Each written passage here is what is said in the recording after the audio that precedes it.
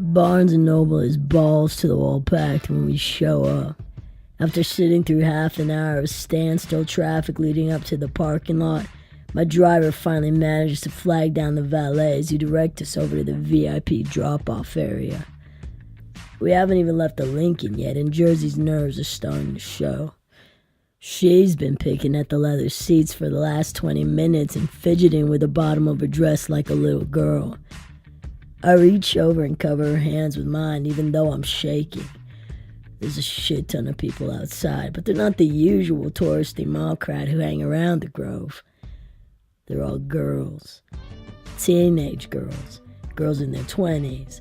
Moms and daughters who honestly shouldn't even be reading my book, but I spot them all pushing and shoving their way down the escalator and towards the bookstore with copies of letters to Jersey in their hands. The driver pulls up to a small red carpet-like area and ushers Jersey and me to get out. I'm not sure I want to, but I don't have a choice. The book's gotten so big at this point, I have people handling the professional parts of it for me.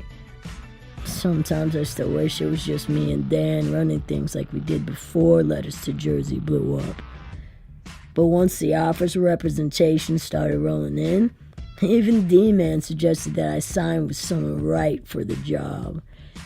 That someone turned into me being picked up by my now agent publicist pain in the ass, Lisa. She's the one who gets me the press, the airtime, the signings, all the bullshit that I hate to do, but have to do. I look out the window and see her standing in the entranceway to the Grove. She's dressed in a pantsuit, attaché in one hand, cigarette in the other. Her foot's tapping the hole of china through the concrete floor. Yep, she's pissed. And I'm not moving any faster for her. I've got more important people to worry about. You ready to go out there, Jay? Things might be kinda crazy, like Fango crazy, I say. Jersey watches another group of girls run by the window and then shifts her gaze back to me. I'm ready as I'll ever be, I guess. You, on the other hand, look like you were born for this. What do you mean? Have you seen a mirror? You changed into this classy, author-like outfit on the way here and just knocked me out of the running. Like, who knew a V-neck black sweater and jeans could look that good on a person? Well, we are talking about me here. I make everything look good. Her eyes nearly pop out of her face. I know, and I feel totally laying next to you. You're all red carpet ready, and I look like Baba Yaga. Look at my face.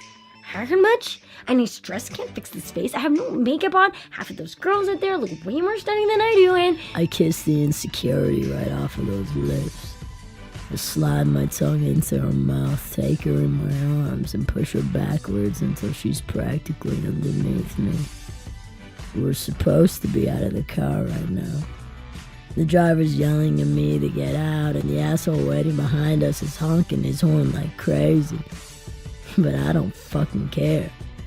My body's too busy trying to assure Jersey that she's the only person it belongs to. I pull back, hover over her for a couple seconds, and smile at her like the devil. Do you feel haggard now? She stares up at me like she's looking at the stars and takes a minute to catch her breath before answering. No, not particularly. I feel... Do you feel this? I lower myself down on top of her until she understands exactly what I'm talking about. Yes. Yes, I do. She stammers. Her face turns about 50 shades of pink, and I briefly consider begging the driver to take us around the block again so we can finish what I've started. Then you should know exactly how beautiful you look in that dress. Now, I sit up, smooth my hair down, and pop open the door handle. Are you ready? She gathers herself, straightens the creases out of her dress, and stares at me confused. Yeah, for what? I love that she asked. Guess the signing isn't the only thing she's ready for. For the signing? Or did you have something else in mind? I tease. She flips me off and jets out of the car before giving me an answer. but I heard her loud and clear. I step onto the mock red carpet and wait for Jersey to join me. She stomps over in her beat-up white chucks. Indigo picked out heels for her, but Jersey threw them across the car and insisted on wearing these instead. She looks like a hippie punk princess, although she'd probably sock me if I told her that. Her dress is off the shoulder, which leaves just enough of her sun-kissed skin exposed to drive me nuts. The rest of it's delicate and flowy, and I can't decide if I like seeing her in it or imagining her out of it.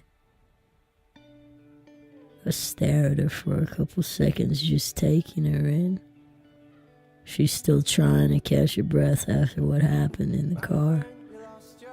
Her cheeks are flushed, lips parted, and her eyes fixed ahead.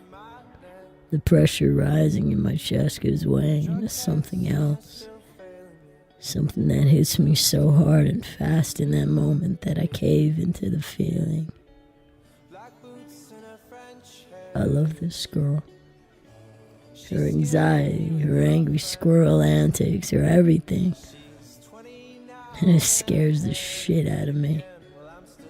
It scares me because I'm not used to second chances. I'm used to losing everything all at once. But maybe tonight will be different. It has to be.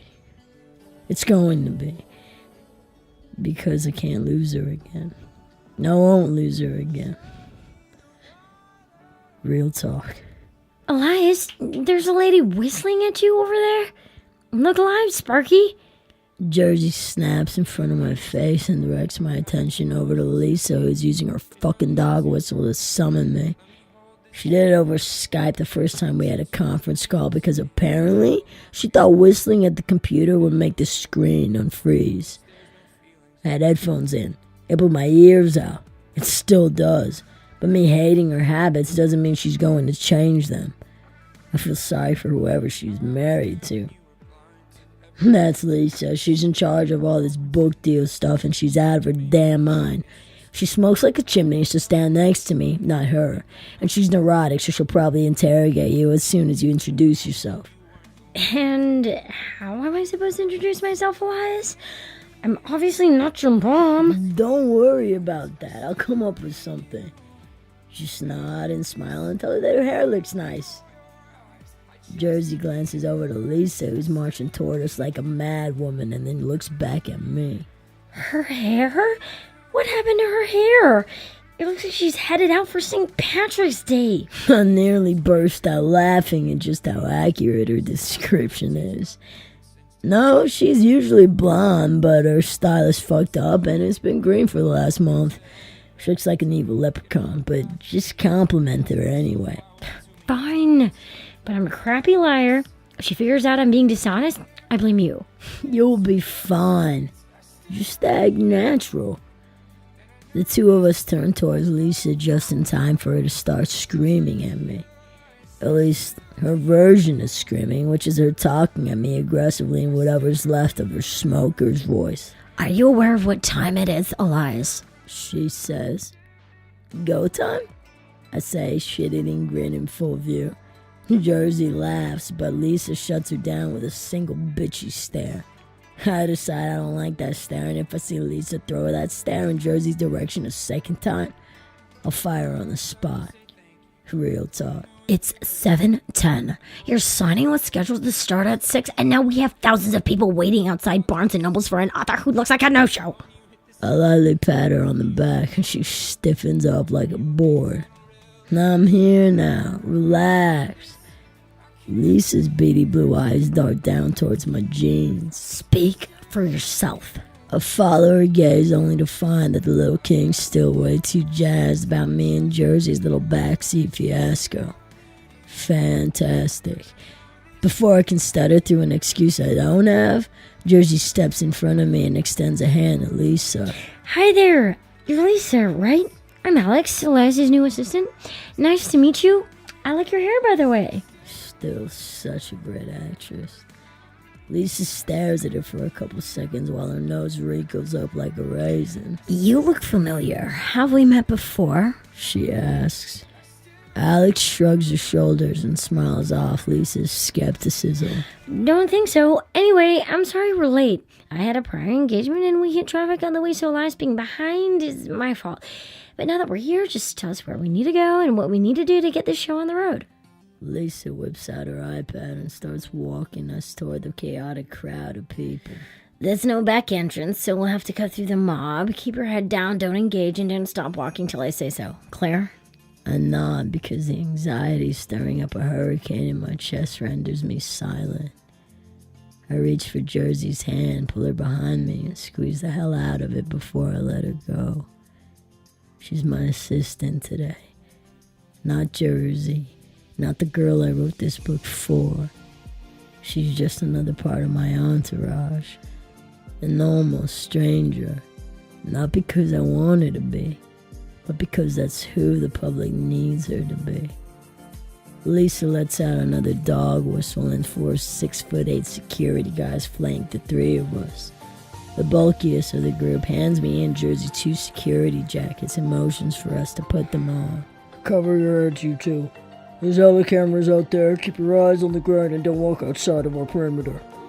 We do as he asks, and I don't even get a second to prepare myself for the mob before we walk right into it. The screams, the lights, right into the storm.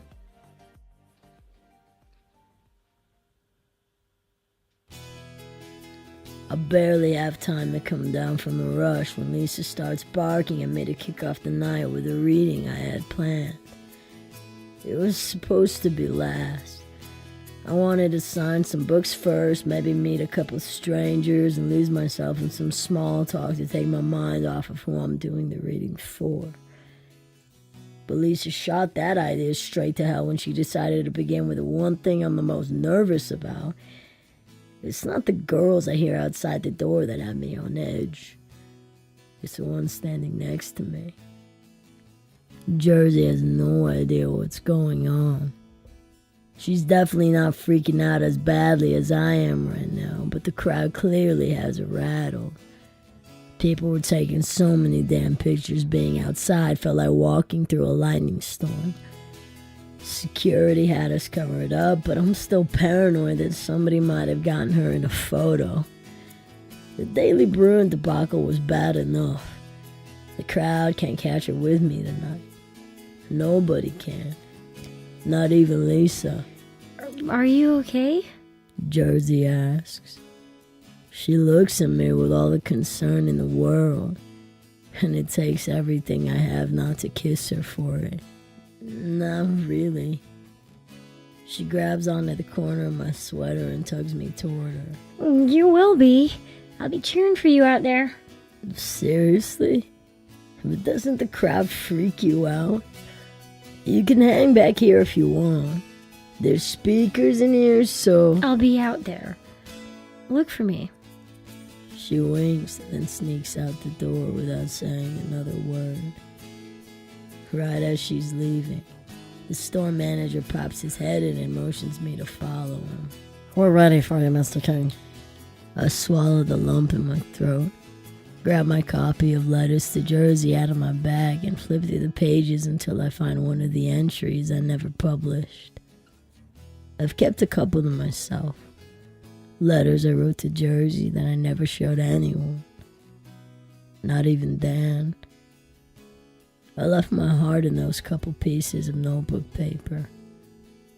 And tonight, I'm reading one of them to her. For her. Because I want her back. And this is how it starts.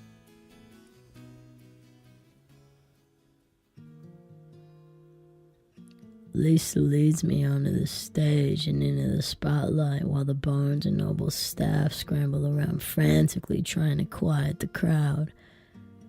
I sit down on the wooden stool set up for me, look past the lights and scan the room for Jersey. But I can't find her anywhere. I'm supposed to be saying something. It's my job to put on my PR face and please the people the way Lisa coached me to. But I can't be that guy tonight. Tonight, I'm going to be the guy Jersey needs me to be. And I want her to see it. To see who I am now and how much I've changed. But she won't see anything if she's drowning in the crowd or stuck off to the side, standing somewhere out of view. Lisa climbs up on the stage and whispers an aggressive "start talking" in my ear before smiling at the audience like the angel she isn't. I shoot her a warning glare and she grabs the mic away from me and starts stalling for time. Somewhere in the middle of her rattling and rambling off thank yous and apologies to the crowd, I spot Jersey in the back of the room. She sidles past a gaggle of preteens and finds a free section of the wall to lean on. Once she settles in, I catch her eye and she shoots me a wave. I make a kissy face back at her that could definitely get me in trouble. Whatever. Half the crowd starts cooing like I made that face for them. But the girl it's actually meant for just smiles quietly on the sidelines where no one notices her but me. Lisa finishes her blabbering and hands the mic back to me. Thank you guys for coming out. I'm sorry for the wait, but hopefully this will be worth it. I wanted to read you something new. I look right at Jersey, and she's staring right back at me. It's one of the letters I left out of the book. No one's heard it before. Back when my friend Dan was helping me edit letters to Jersey, I decided not to publish everything I wrote. Some things were a little too personal to share. But this is a special occasion, so I wanted to read this letter because there's somebody here tonight who'll want to hear it. It was one of the ones I did early on, and I've added a few more things to it that weren't in the original. I thought it important and meaningful with everything going on right now. God knows I've made more than my share of mistakes in the past. But I want her back. I've wanted her back for a while now, and even though she's got more than enough reasons to shoot me down, I'm still hoping she'll say yes. Babe, this is for you. And this one's called The Girl with a Broken Smile. Whispers scatter across the crowd the second I finish speaking. I figured people would talk once I gave them something to talk about. But the frenzy has me on edge. I take my eyes off the rows of girls throwing sideways stares around the room looking for the one girl I don't want them to find. This is why I hate obsession, because it keeps people from realizing where fantasy ends and reality begins. Jersey's the only real thing in the room tonight. Not the fans, not the rumors, not the noise. Just her. This reading's for her. It's always been. And I hope she'll know that without question after this. So I unfold the page, breathe in the silence, and read. Dear Jersey, let me tell you a story. A story only you and I know. A story that shows how far we've gone and how close we've come to complete everything. There's a girl and a guy and a lie that comes between. It's no surprise who the guy is in the story, you'll see. It's a story that, while notorious, I hope leads to the glory of us and everything we still could be. Just trust. Even though I know I never gave enough reason for you to. I know I never gave enough. This story I want to tell is about this girl and how I fell for her. She had this one thing about her that told so much. That something, while broken, could hold such beauty. You'll see. That one thing meant everything to me. I met a girl with a broken smile. She had a lot going on, all of it stemming from a fear from her East Coast life. She was already cracked, maybe not fully broken. Then she met this guy, a new world awoken, and everything spoken about him from his blood told her he was far from anything right. He wasn't what she was looking for. She was too real for him to ignore. Still both saw how the broken in one could comfort the other. Their hearts knew while the rest of them didn't. And that's where it stayed, guarded, deeply embedded. A secret, denied, at first. So far deep in the dark of their hearts was the silent song of we couldn't be more right for each other. They just couldn't hear it. Yet, no matter what he felt, he fought it because he thought it impossible for another to enter and love again, that this girl could pull him from where he'd been and save him from himself. And all the while, he was unknowingly falling for this girl, the girl with a broken smile. This guy was the king of the South and the West, but his choices when young were what created the mess that his life became. Cast out of his kingdom, love dead, hard fallen, deeper down trials he thought impossible to solve them until the first meeting. He was blind when first seeing the girl with a broken smile. But here's the funny truth. An absolute. You can't refute the fact that seeing is believing. And that's what happened eventually. This guy had a different set of eyes to see. He could see the truth lying behind her smile. The similarities in dealing led him to find all the hidden beauty sitting behind the broken. The unspoken hardships riddling the heart. That these broken pieces could be a start for healing. The piecing together, new hope to make better in light of a darker last year. But fear is a thief that takes no prisoners, a killer to the most courageous of hearts. From the start, his had already known that his fear of letting go would seep so deep into the roots of their beginning, tainting the truth and making her question everything. It's scary how a past can catch up and dash all that's meaningful to pieces, causing pain. He knows the stains still remain on her heart. The pain he caused in the face of the ghost she fought in an attempt to save the soul of a guy who stole the last thing left to take with a lie. Anger in her, vulnerability behind, the guarded exterior and fear from the time when the guy took her safety and broke more than an arm. He didn't even realize to what extent the harm could be. When you leave her heart. Sometimes the hurt people have is the kind you can't see. The type that cuts so deep the heart can't even bleed or heal. He left a broken smile and the weight of the world. The weight of worry worth the weight of two hearts. But let me tell you what I think's the worst part. The he in this story turns out to be me. A stealer of hearts, even though I didn't mean to be. And the she, well, it's obvious that she's you, Jersey. And I'm still the guy who fell. I fell in love with a girl with a broken smile. Her smile mirrored mine, pain, fear, sheer hurt hiding behind. And through our own dark past, we found our lives intertwined in heaviness. And this heaviness each carried and weathered in their hearts got in the way of the readiness either could have had for the other.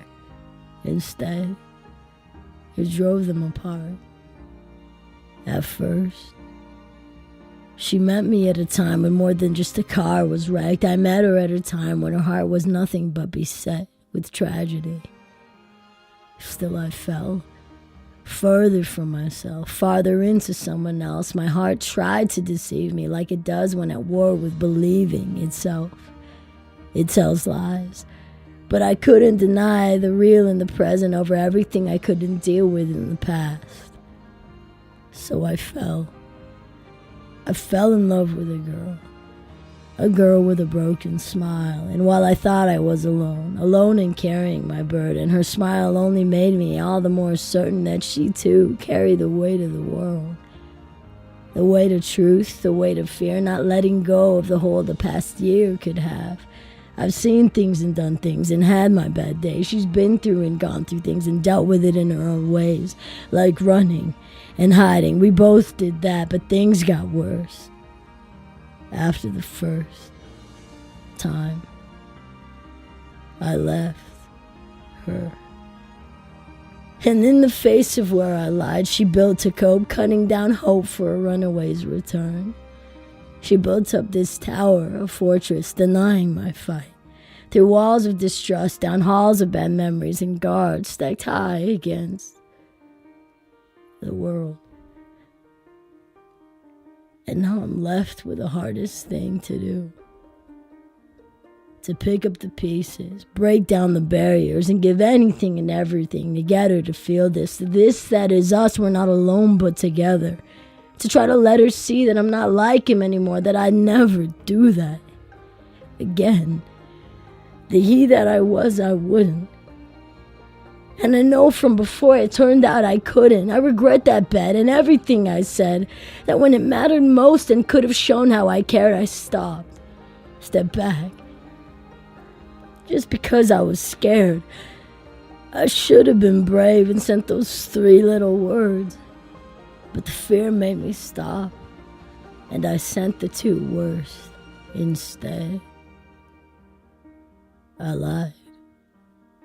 A lie, but that wasn't true. And the truth of the matter is that I love you. I've said it before, written, proclaimed. If it's what it takes, I'll state it again and again. Love is a 4-letter word, and I should have just sent those 3. I cared for her a lot, but never said it, 'cause love was a word that I couldn't admit before, back then. But now, Jersey, I swear I won't leave you broken again. You're that someone else I'd free fall into, and I'm the runaway who's changed which way he runs to. Never away and only toward, full speed running, looking forward to show you the beauty in your brokenness, the truth in my promise to never forget. Because this somebody read every line you left behind in that journal filled with beautiful broken lines. Every single one I've answered in mine. Each coincides with the truth of our time lived apart. So restart. I fell in love with a girl with a broken smile. And for a while we divided like parallel lines. Living alongside and passing the time, but I've been here waiting for just the right time to find her, keep her, and make her feel whole. I retrace my mistakes, give back what I stole with the warmth of my touch and these words filled with love. I vow to help her let go of a hurt that's too much, with a hope for tomorrow, a new faith in our future. I promise, with an honest heart, to take back the sorrow I caused at the start of us. I'm ready for the heavy, the twists and turns in our story. Just let me in so we can re-begin this journey. I'll be the paper. Jersey, you've always been the pen. And the beauty in our story is that it never has to end, because no story is ever over until both authors will it so. And this story's far from over, so there's no letting go of you, Jersey. From me. Elias.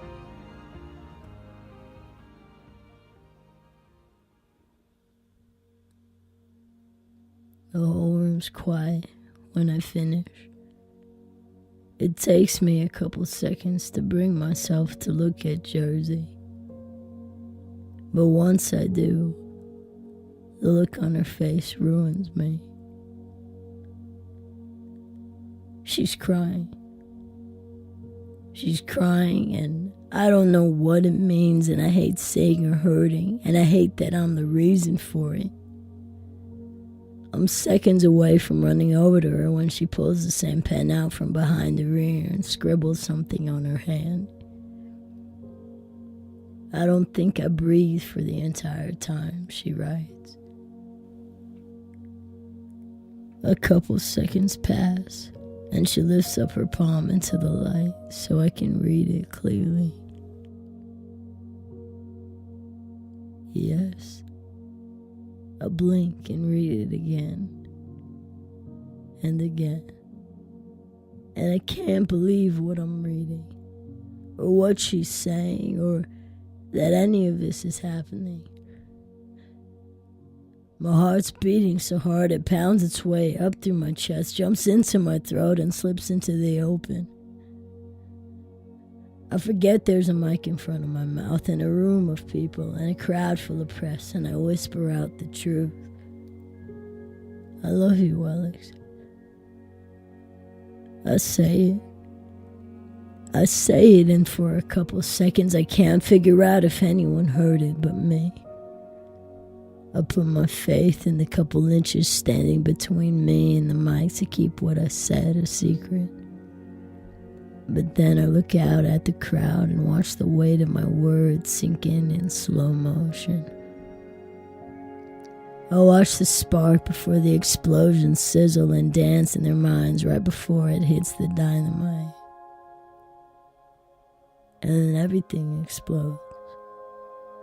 Hands shoot up a mile a minute. People gasp and shoot whispers back and forth like bullets. And in that moment, I wish every single microphone in the room didn't exist. I wish that cell phones and speakers and cameras couldn't capture the kind of truths that are better off spoken in secret. But wishing doesn't change mistakes. Wishing doesn't change a damn thing at all. Because the second Alex's name left my lips, the whole room heard it. Everyone heard it. Shock washes over hundreds of faces, but Jersey's drowning in it. Her skin's completely pale, and I can see how little she's breathing, even though I'm half a room away. I sit there motionless while the tears in her eyes disappear as slowly as she does. She takes 1, 2, 3 steps towards the front door, and on the 4th, she's out of it. Gone. Like she was never here at all. I'm glued to my seat, paralyzed, my heart beating loud and hollow in my chest, while the girl who's supposed to be my girlfriend becomes my ghost. Again. Because of me. Again. Once the feeling comes back in my legs, I stand up and bolt for the exit, but a wall of people with cameras and questions stop me. The stage starts caving in, everyone's up out of their seats, pushing towards me, closing off all the escape routes until I'm surrounded. Lisa and her bodyguards are the only ones separating me from the stampede of people screaming for my attention. I pull at the collar of my shirt and struggle for air, but I can't breathe. I gotta find Jersey. I need to get outside. I need to get the hell out of here, but I can't move. I'm stuck, suffocating under the only question I hear the mob asking over and over again. Who's Alex? I suck in a breath and give them the only answer I can. The only answer she'd want me to. Nobody.